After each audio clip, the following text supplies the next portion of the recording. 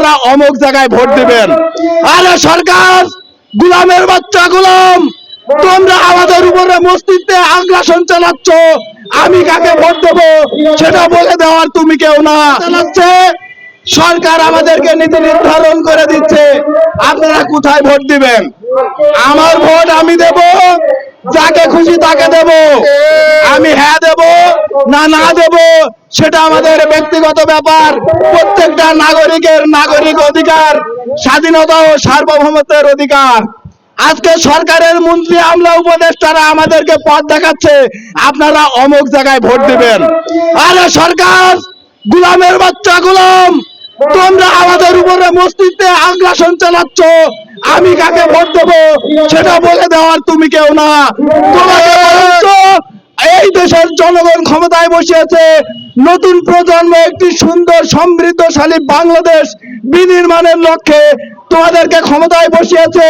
আর তোমরা আজকে পাকিস্তানের পাঁচটা কুত্তা হয়ে দালালি করতেছো, অমুক জায়গায় ভোট দাও নাইলে আমরা বাঁচবো না।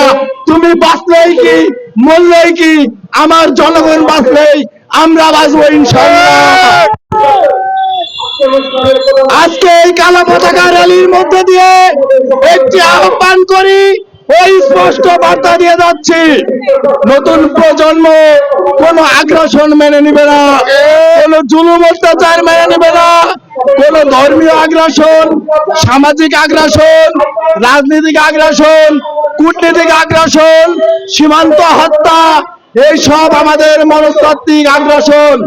এই আগ্রাসনকে অনতিবিলম্বে আগ্রাসন মুক্ত একটি সুন্দর সমৃদ্ধশালী সোনার বাংলাদেশ বিনির্মাণের লক্ষ্যে কাজ করবেন, সেই প্রত্যাশা রেখে আমি আবার সংক্ষিপ্ত বক্তব্য শেষ করছি।